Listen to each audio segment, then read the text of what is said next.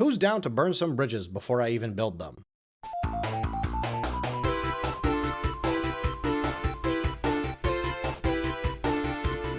Has anybody else reached the point where they know exactly what an outlet is going to think about a game or a console before they even get their hands on it?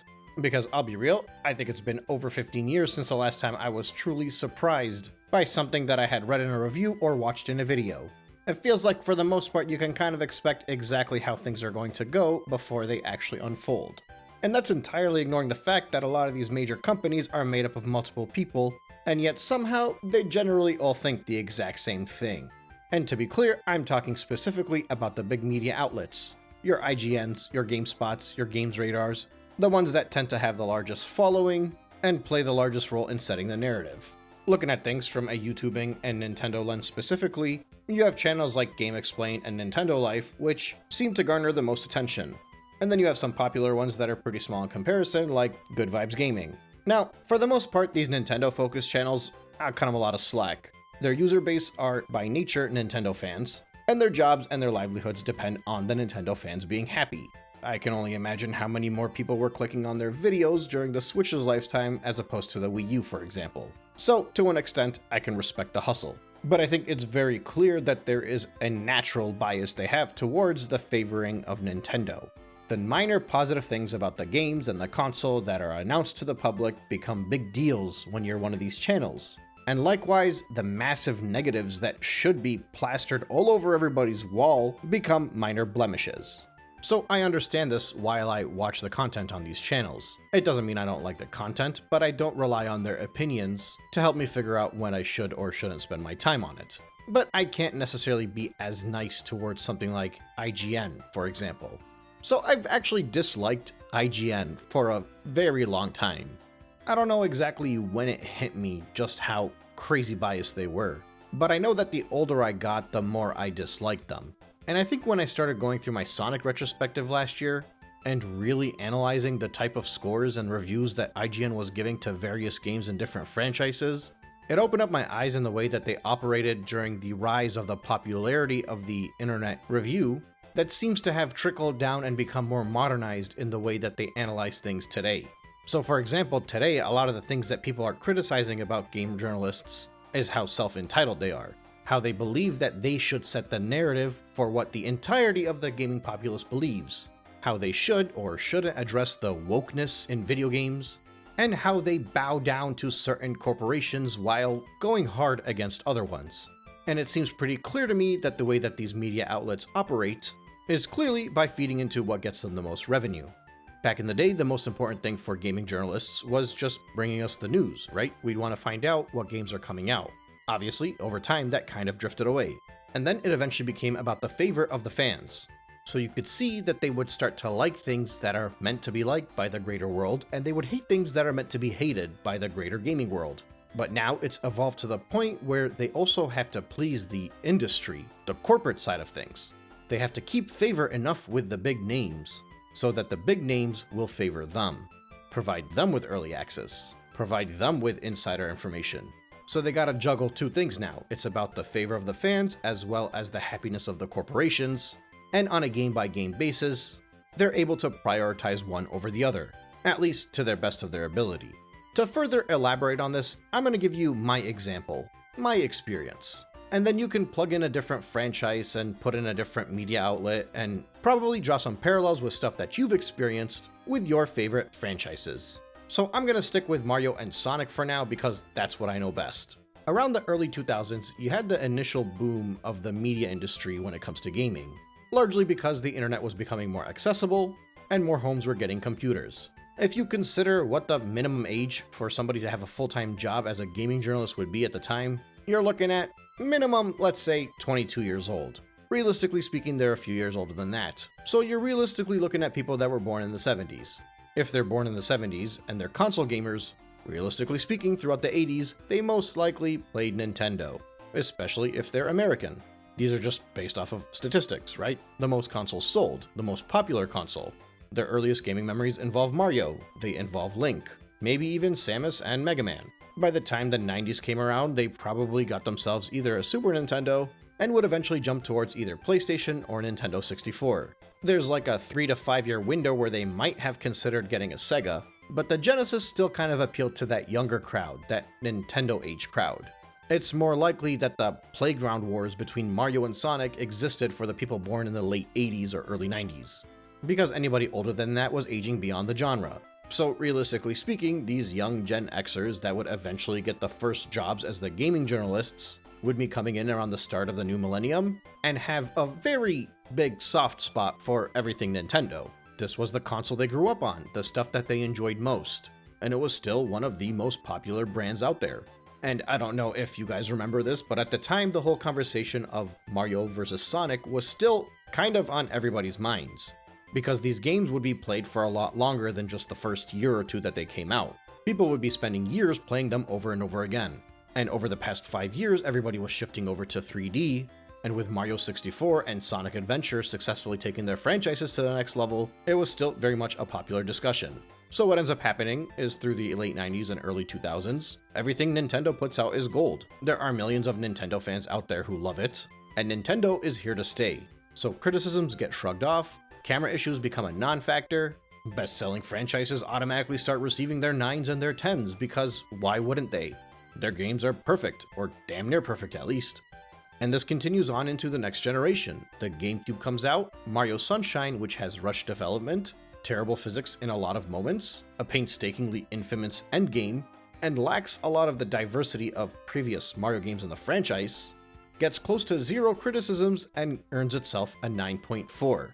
There's clearly a Mario bias here, a Nintendo bias, because through the late 90s and the early 2000s, the other popular platformer, along with its brand, was Sega.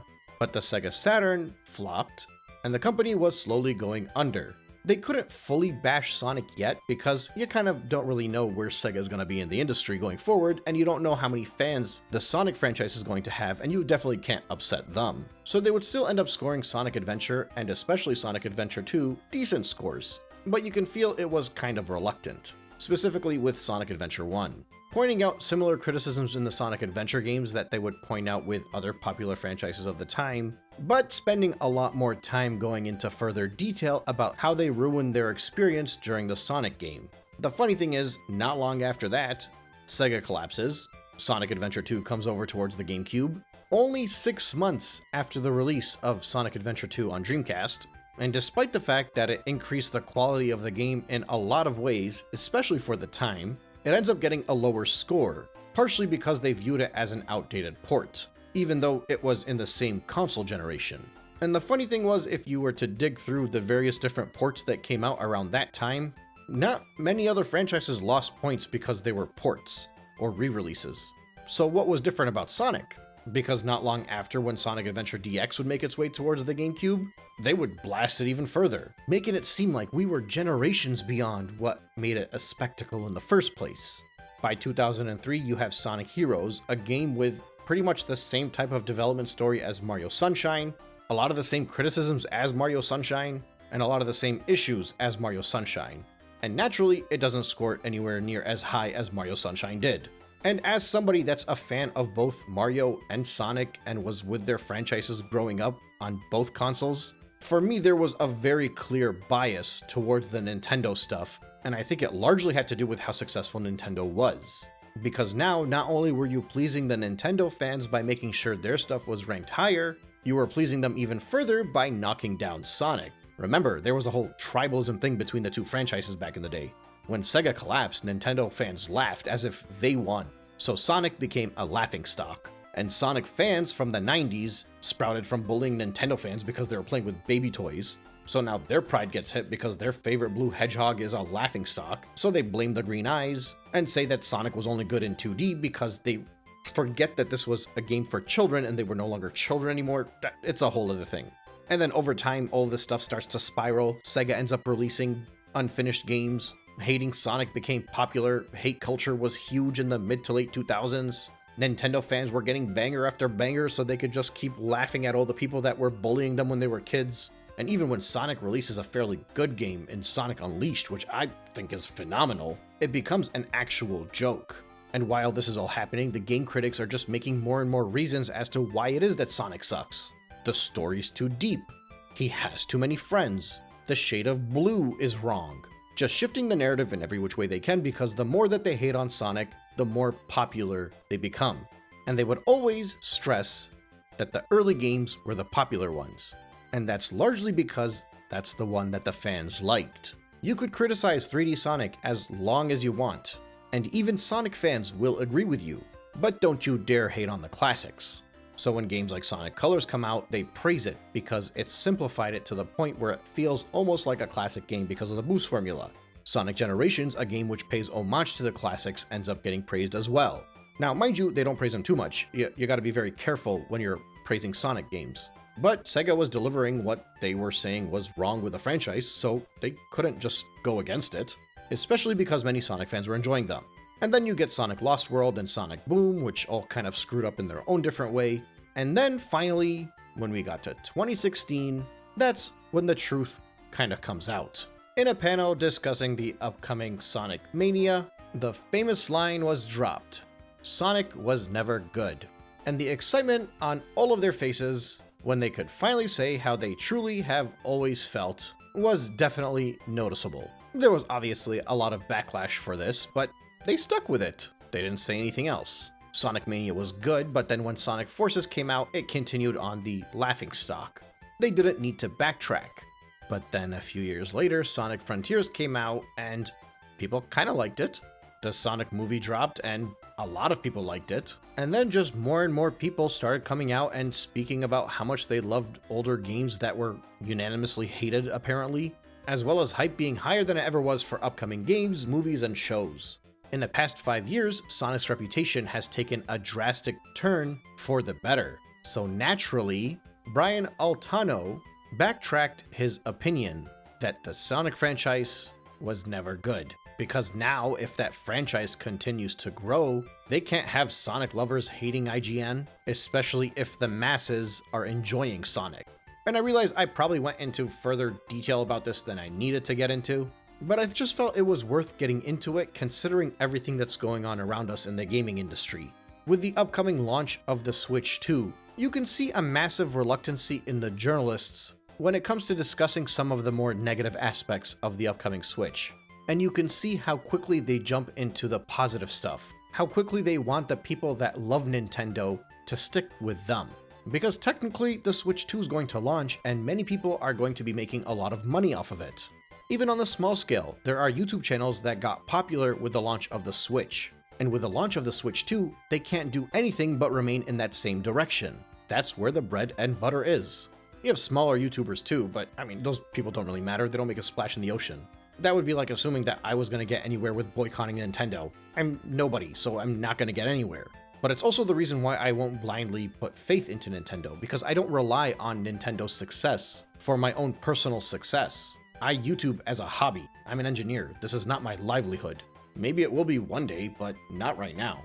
But even though this is my hobby, I cater my channel to two things. Number one, I will never make a video that I don't enjoy making. Even if I'm frustrated with the gaming industry, I still have a good time making these videos because I get to discuss some talking points that I think are worth discussing. I just gotta frame them around something topical. Like right now I just talked about Mario and Sonic for 10 minutes on a video that's about gaming journalists and why they suck. But I get to tie it into what's topical.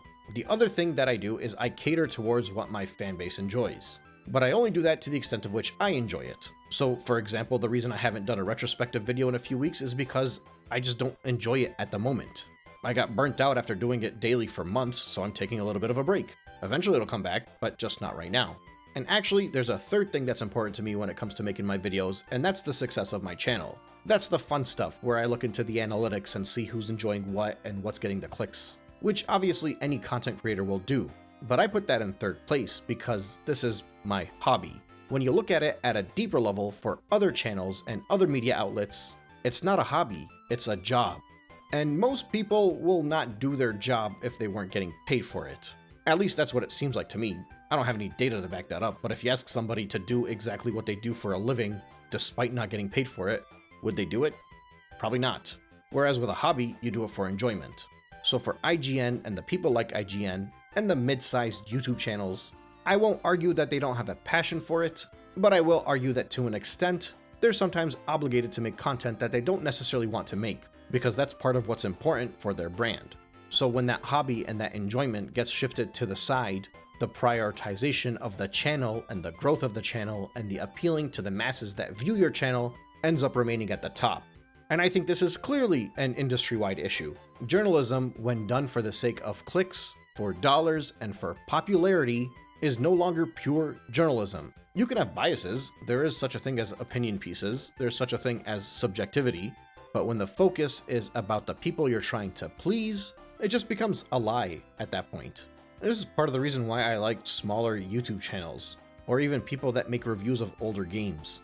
I know that they didn't have to bum rush through the first 7 hours of a game to give viewers an arbitrary number about a title that takes 40 plus hours to beat, also that they can beat an embargo date set by the company of the game that they're reviewing. It's unnatural. I managed to get games delivered to me early before. I've tried to review them as fast as I can for my channel, and in those 2 or 3 instances when I've looked back at the game and revisited it since, I've completely changed my opinion on those games. Because when you play a game for the sake of a review, it's much different than reviewing a game for the sake of the experience. And it just seems like, unfortunately, everything we get from these outlets these days, whether it's an impression, a review, a preview, breaking news, really just anything that they have to give you their opinion on, by nature of the industry that they're a part of, they're clearly more interested in the thoughts and opinions that get the clicks. And that, my friends, is why gaming journalists kind of suck. Thanks again for listening, and I'll catch you on the next one.